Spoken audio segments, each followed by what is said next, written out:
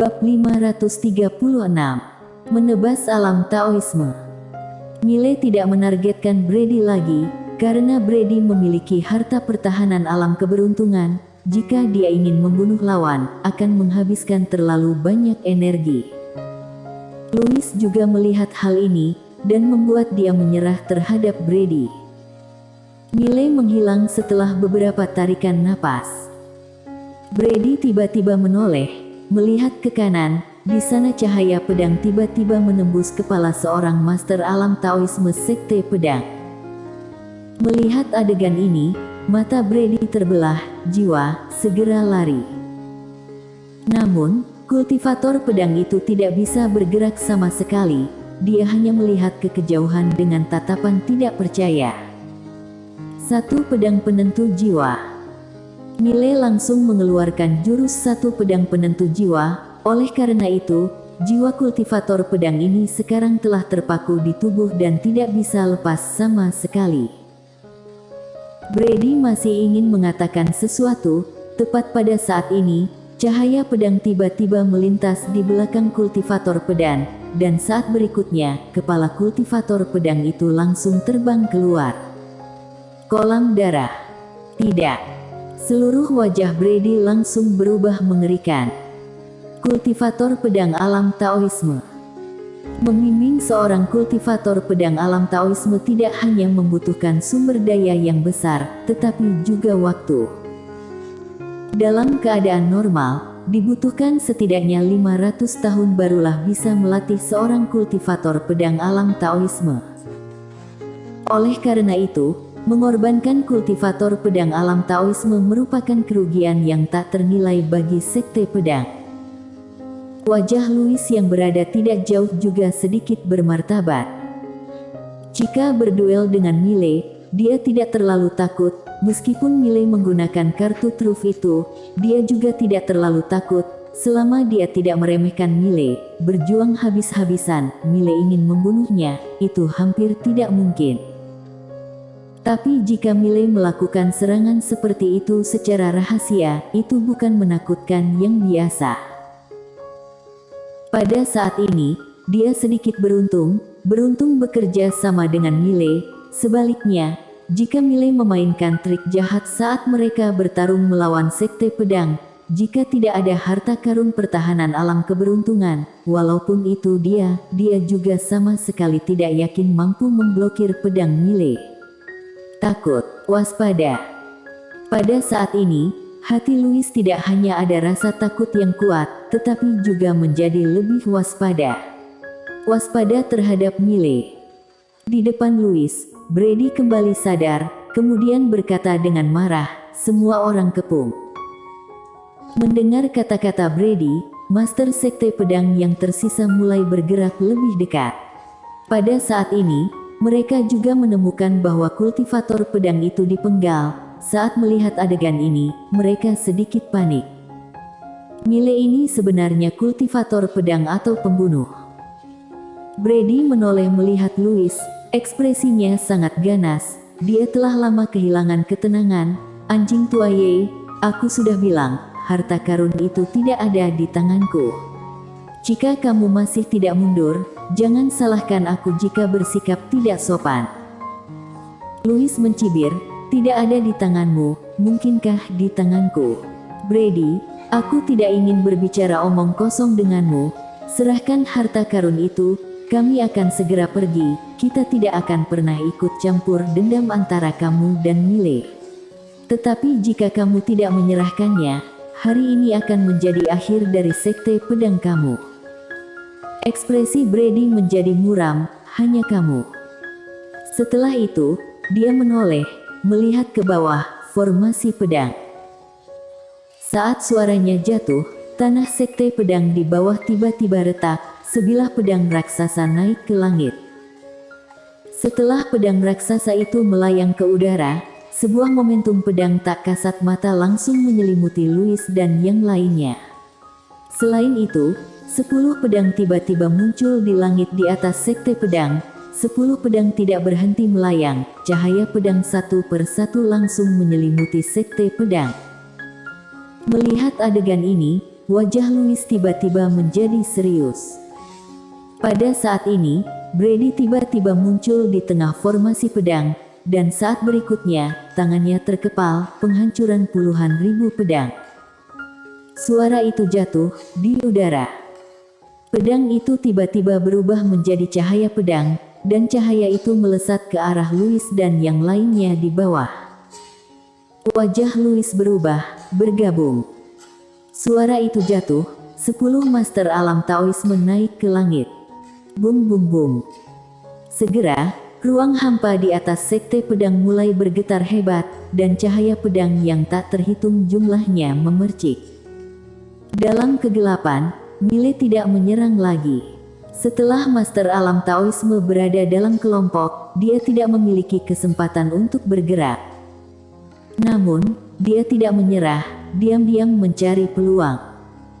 Pada saat ini, Brady di udara tiba-tiba menatap kultivator pedang sekte pedang, serang. Master alam Taoisme itu mengangguk, dan saat berikutnya, beberapa berkas cahaya pedang berkobar ke arah Louis dan yang lainnya. Dengan tambahan master sekte pedang ini, Louis dan yang lainnya langsung ditekan, dan Louis yang memimpin itu, memiliki belasan bekas pedang di tubuhnya.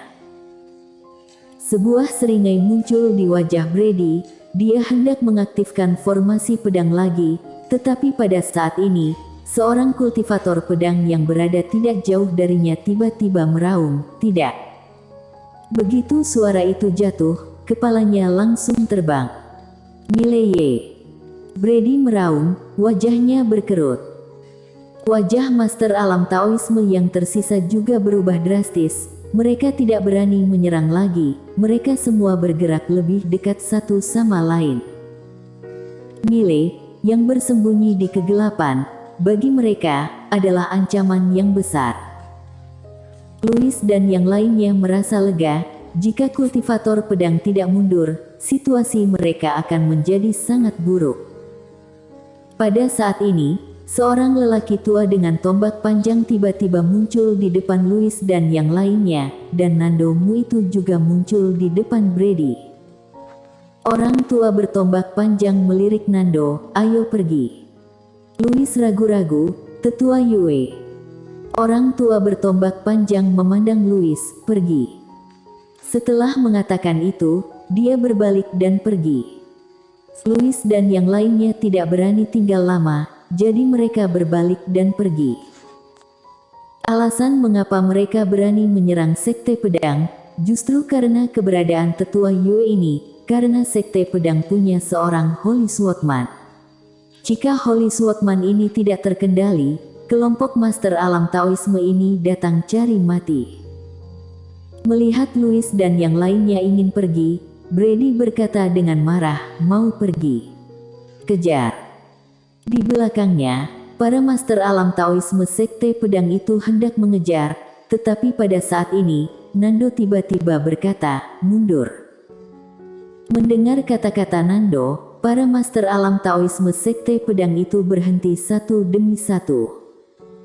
Brady memandang Nando, bingung, "Guru." Nando memandang Brady dan menggelengkan kepalanya, "Kamu telah mengecewakanku." Wajah Brady berubah. "Apa maksud guru?" Nando berkata dengan nada lembut, sebagai kepala sekte, malah menyelesaikan masalah dengan emosi. "Aku tanya padamu, menyatakan perang terhadap lembaga seni bela diri, apa yang sekte pedang aku dapatkan?" Brady berkata dengan sungguh-sungguh, "Lin Siye itu ada di lembaga seni bela diri." Nando berkata, "Mile adalah musuh sekte pedangku. Lalu kamu pergi mencari adiknya. Bagaimana dunia melihat sekte pedangku? Mereka akan mengira sekte pedangku tidak kompeten." Setelah mengatakan itu, dia menatap langsung ke Brady, "Apakah kamu pikir diri sendiri tidak kompeten?" Mendengar ini, wajah Brady menjadi sangat jelek. Nando menggelengkan kepalanya, "Sekte pedangku ingin keluar dari sini dan ingin menjadi terkenal di dunia, tapi reputasi sekte pedangku sama pentingnya. Kultivator pedang sepanjang hari tidak berpikir untuk mengalahkan lawannya dengan pedang di tangannya, tetapi mencoba menangkap adik pihak lawan untuk mengancam pihak lawan. Apakah ini masih disebut kultivator pedang? Tidak, orang seperti ini tidak cocok menjadi seorang kultivator pedang. Dan ini bukan hanya tidak kompeten, tetapi juga tidak tahu malu. Wajah Brady menjadi semakin jelek. Nando berkata lagi, kamu yang sekarang telah diliputi oleh amarahmu, dan tidak cocok untuk menjadi sekte pedang lagi. Ketua sekte, mulai saat ini dan seterusnya, ketua sekte pedang untuk sementara akan digantikan olehku. Wajah Brady sepucat kertas, guru. Nando berkata, kembalilah dan pikirkanlah. Setelah hening sejenak, Brady berbalik dan pergi. Nando melihat sekeliling dan menggelengkan kepalanya. Louis dan yang lainnya tiba-tiba menyerang sekte pedang, mereka sama sekali tidak menyangkanya. Karena selama bertahun-tahun, sekte pedang sudah terlalu lama merasa tenang. Tidak pernah ada kekuatan yang secara terbuka menyerang sekte pedang. Justru karena inilah, sekte pedang menderita kerugian besar. Kehilangan 2 kultivator pedang alam Taoisme. Ini masih sangat menyakitkan bagi sekte pedang. Nando tiba-tiba berkata, perintah berlanjut, semua siswa kultivator pedang di kota akan kembali ke sekte, hentikan perang dengan lembaga seni bela diri. Di belakang Nando, seorang kultivator pedang alam Taoisme diam-diam mundur. Nando berkata lagi, hati-hati dengan Mile ini. Seorang kultivator pedang alam Taoisme berkata dengan sungguh-sungguh, ketua sektemu, Mile ini. Jika dia terus berada di kegelapan, kita. Nando berkata dengan nada lembut, aku akan mencari cara untuk memaksanya muncul. Kalian tetap di sekte pedang. Ada aku, dia tidak akan berani muncul. Setelah berbicara, dia diam-diam menghilang. Di lapangan, beberapa kultivator pedang saling memandang dengan sedikit ketidakberdayaan di mata mereka. Tidak pernah menyangka masalah akan berkembang ke tingkat ini. Kerugiannya terlalu besar. Di sebuah gua di suatu tempat, Brady sedang duduk di tanah, dan di depannya, sebilah pedang ditangguhkan. Dan di belakang pedang ada patung. Patung guru leluhur sekte pedang. Pada saat ini, Nando muncul di depan Brady. Nando berkata dengan suara rendah, sekarang, sekte pedang aku telah membuat musuh di semua sisi, tidak hanya musuh di semua sisi, tetapi juga belum mendapatkan harta karun itu, dan dunia berpikir bahwa harta karun itu ada di sekte pedang aku, dan lalat-lalat itu akan bergegas menuju sekte pedangku seperti orang gila. Brady membuka matanya, aku yang telah membuat kesalahan. Nando berkata dengan nada lembut, awalnya, sekte pedang aku berada pada keuntungan mutlak, tetapi karena keserakahanmu, sekte pedang aku sekarang berada pada posisi yang sangat tidak menguntungkan. Brady menggelengkan kepalanya, aku tidak menyangka harta karun itu akan lolos secara otomatis. Nando memandang Brady, pertama kali kamu mendapatkan harta karun itu, kamu tidak segera memberikannya kepadaku, tetapi ingin menaklukkannya, dan kamu meremehkannya. Brady terdiam. Nando berkata dengan nada lembut, ketamakan adalah dosa awal, kali ini, kamu harus menganggapnya sebagai pelajaran. Brady memandang Nando, bagaimana dengan Mile? Nando berkata, aku akan mencari cara untuk menghadapinya. Sekarang, kamu bermeditasi dengan baik di sini. Keluarlah saat kamu sudah mengerti. Setelah berbicara, dia berbalik dan menghilang. Di lapangan, Brady terdiam untuk waktu yang lama, dan akhirnya, dia melihat patung di depannya. Patung itu adalah seorang pemuda dengan pedang di pinggangnya.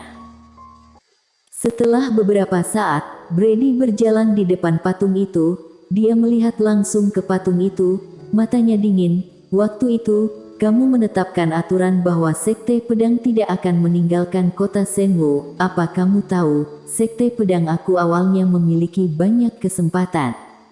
Kesempatan untuk mendominasi langit dan dunia, tetapi karena aturan omong kosong kamu, membuat Sekte Pedang kami menyusut di kota Senwu ini. Bicara sampai di sini, ekspresinya menjadi sedikit muram. Master yang kuat di dunia dihormati, tetapi kamu telah mengeluarkan aturan omong kosong ini. Kamu adalah pendosa terbesar Sekte Pedang aku. Suara itu jatuh, dia menebas dengan pedang tajam. Puff! Patung di depannya langsung terbelah menjadi dua dan berserakan di tanah. Bersambung.